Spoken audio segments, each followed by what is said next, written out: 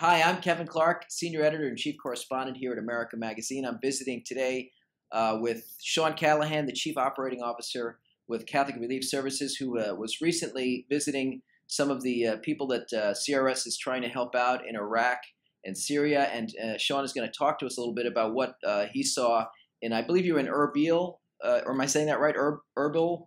Irbil. Irbil. How long ago were you there, and what conditions did you see when you were there on the ground? I just came back on Sunday evening, so I was in both Irbil and we traveled all the way to Dohuk. So at our closest point, we were about 20 kilometers from some of the IS-controlled areas, and we met with the bishops along the way. The Bishop of Dohuk, we met with the Bishop of Mosul, who's in Irbil, Bishop of Irbil, and then the president of Caritas, who's a bishop, Warduni from Baghdad, but he was also up on the trip during that time. There's been a lot of challenges, I think, for the displaced people because the numbers have come so quickly, particularly when IS took over took over Mosul, that a lot of people just fled right away. So what we noticed is many people living in any available space on a church compound. So in Irbil, as you go by churches, if they had any land, it's now set up with various tents along the way with families in those tents. And then in some of the church structures, if they had a church hall or they had a education facility, they have filled those as well. In addition to those, when you go along the way, both in Irbil and Dohuk, they are also in unfinished buildings in many cases, schools that were going to go up, government buildings and all. And so people have basically gone into areas where they can get a little shelter. This is an area of the world, even though we sometimes think of the Middle East as always being warm, in this area of Iraq, there's some altitude and they actually get snow in some of these areas. So some are moved into some apartments or housing that was abandoned, and the church there, and along with Catholic Relief Services, is trying to help them and winterize it so that people can at least last through the winter. But bottom line is, I think the message that we took away and meeting with the church and the local governments, the expectation is that these internally displaced will be there for at least 2 years, because not only were they affected by the violence and the barbarity, frankly, from my perspective, of ISIS or Daesh or the Islamic State, but also people in the local community, frankly, did not come to their defense. So people who had lived in Mosul for 40 years found that their neighbors weren't as neighborly as they thought after that time period. And they found that even some of their neighbors were ransacking their houses and stealing goods and things. So it was a sad situation. Now, whether they're intimidated by the group coming in and felt they had to do something, we don't know. But these refugees, and primarily in these areas, we saw a high predominance of Christian and Yazidi communities were the ones that we saw in the most abundance. That the local government advised us that the Iraqi government has not continued to provide the necessary support to the Kurdish regional government. And so the Kurdish government is, frankly, on its own, it seems, in handling this big influx of refugees. Now, it's somewhat could be understandable because there's a lot more threats going on in the south now. The Kurdish have been able to hold off IS in their areas, and they are welcoming the refugees in. Unfortunately, in other parts of Iraq, the government is continuing to mobilize, and there's a continued movement of IS into those areas. But according to the government, they have not received their allocation that they should have got from the central government and are waiting on that. And so they did welcome organizations like Catholic Relief Services and others in there.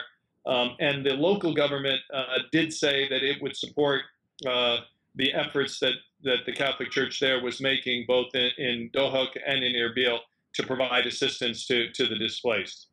The other thing that even at a real local level, we did find that we had very good communication with local mayors, and that the mayors were involved in a process of trying to identify structures and land where we could put these displaced people in for up to 2 years, at least at this initial thought.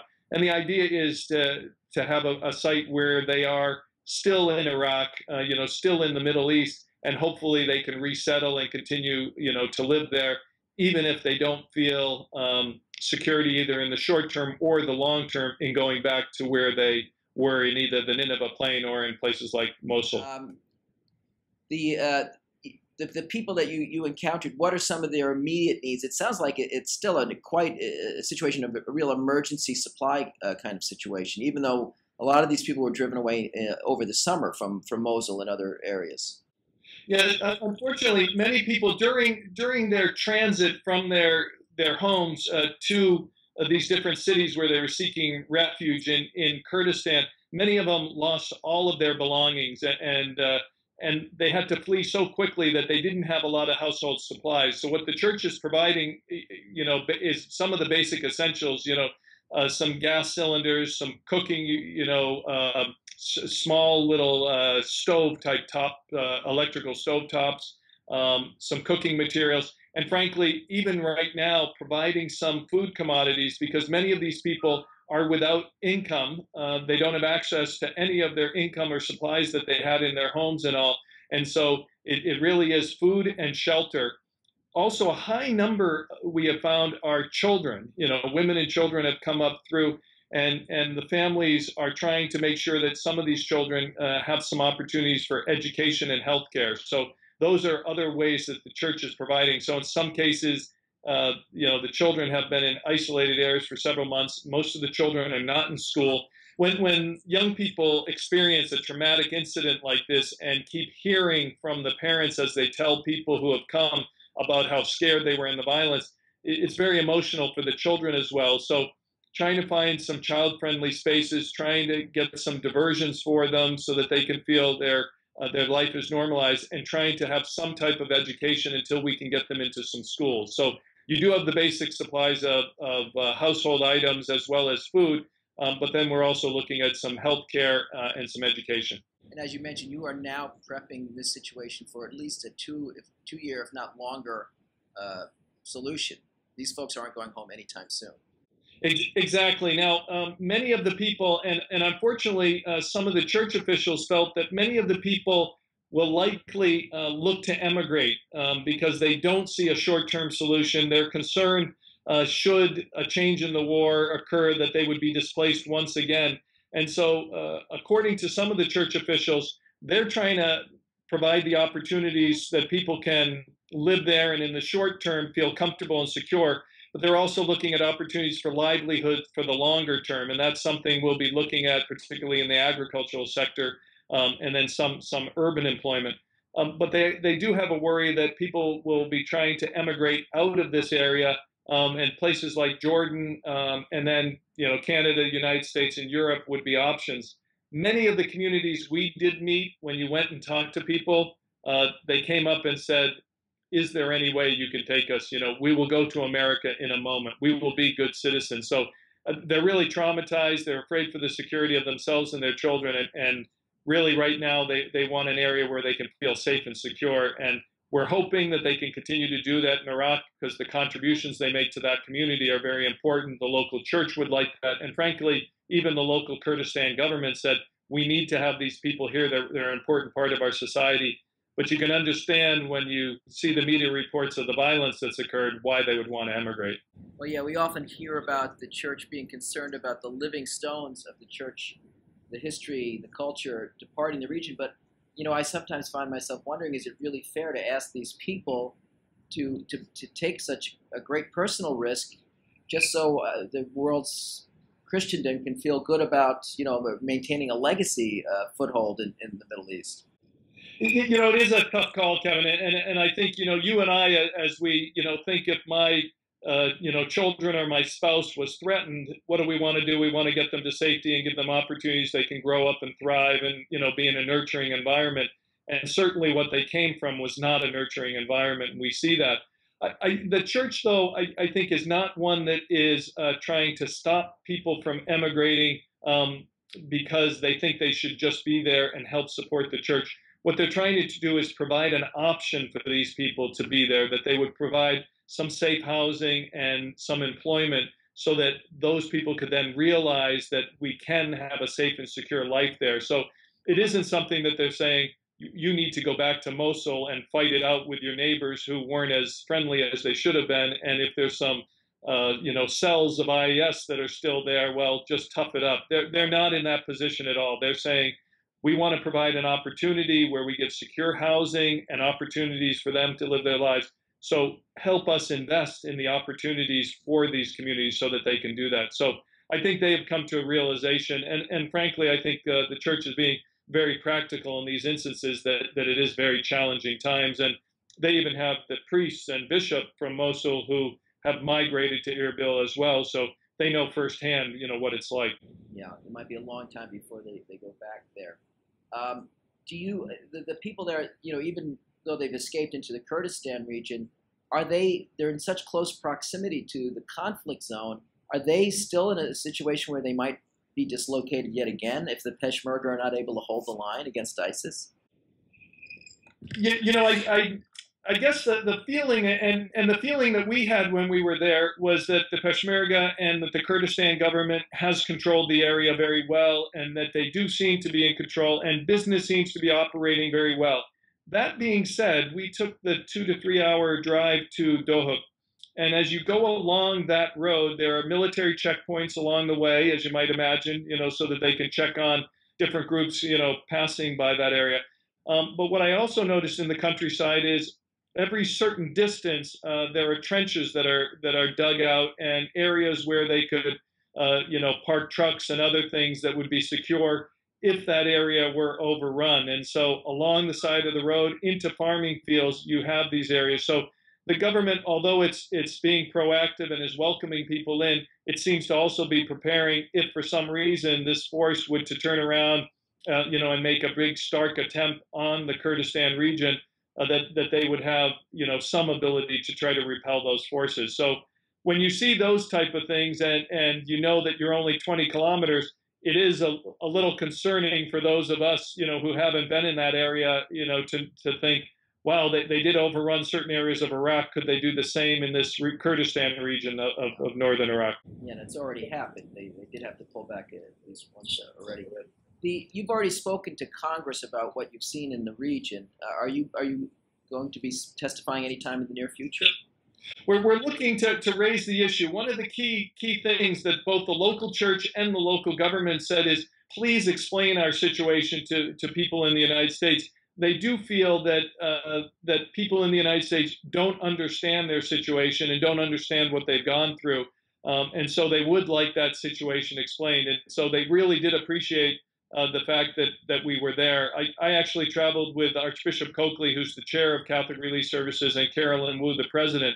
And they really appreciated that solidarity and that the leadership of Catholic Relief Services was there, saw for themselves on the ground, and then really called for us to come back and relate that. And so we will be providing that to people on the Hill, as well as in discussions with the church. We were fortunate that the Bishops' Conference had already instituted a collection for the Middle East. And so part of this was to determine how that collection would be used. And they could use a heck of a lot more. And so we're also advocating with the U.S. government on how they could best place their assistance to help these individuals.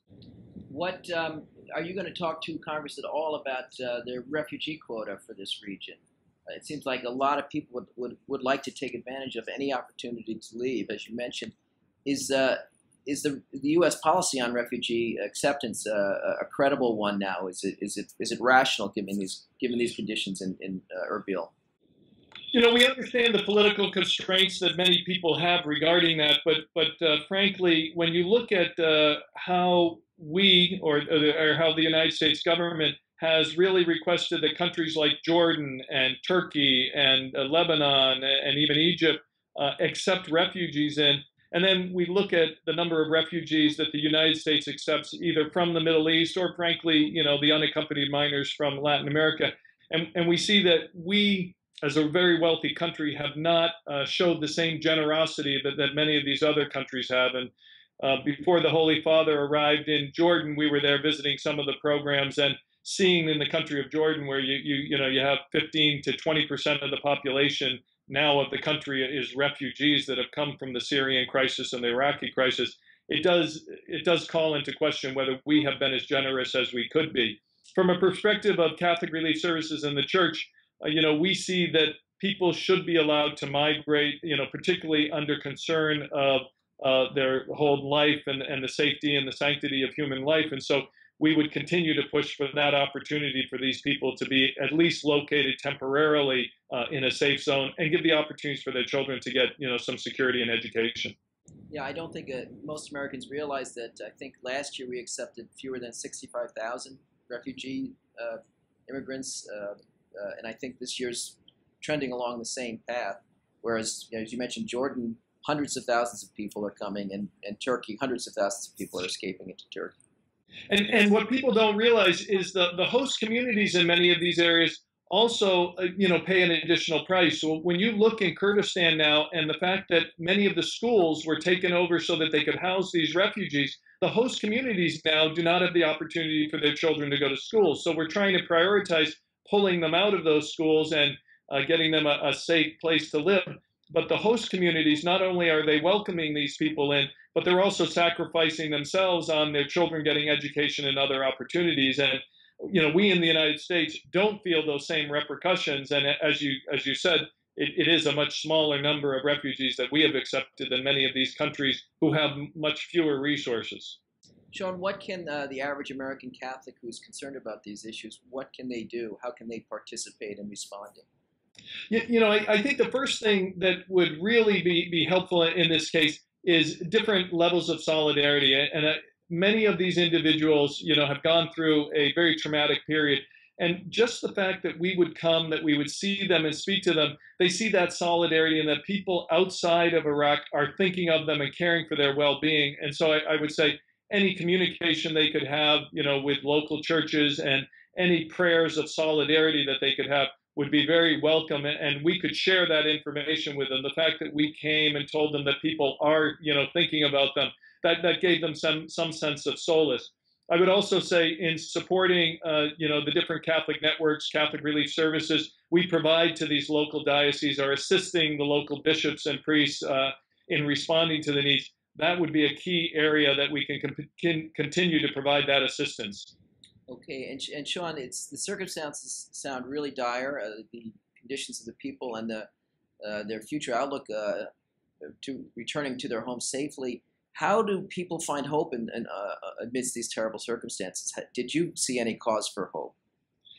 I must say I was rather sanguine when I saw the situation there. As we were there, we saw IS approaching the Turkish border and bombing Kobani and taking over neighborhood by neighborhood.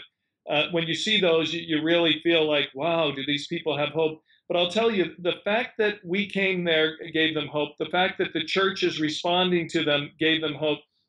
It was actually very impressive, the fact that individuals, even children, would come up to Archbishop Coakley, ask him for a blessing, kiss his cross. And then when we celebrated, Mass there, that although they couldn't understand the English, many people did participation in the Mass with Archbishop Coakley. So they've maintained their faith and the hope in individuals, those that were Christian, and particularly the Catholics. But even the Yazidi community came up to us and said, thank you for coming. Thank you for not forgetting us. So I think we need to just show them that the American people have not forgotten them, that we know we have a responsibility, after the removal of Saddam Hussein, to make sure that they have a government that can respond to the needs of the people. And I think we can't be seen as abandoning those people. So any presence that we can have, I think, would be tremendous. I would also say that I think many of these people probably have had their faith tested, many times over the past several months and year. And I think it just was impressive for us to see really the strength of that faith. Okay, well, thank you very much, Sean. We've been looking for hope in Iraq, visiting with Sean Callahan, the Chief Operating Officer of Catholic Relief Services. I'm Kevin Clark. Thank you for visiting AmericaMagazine.org.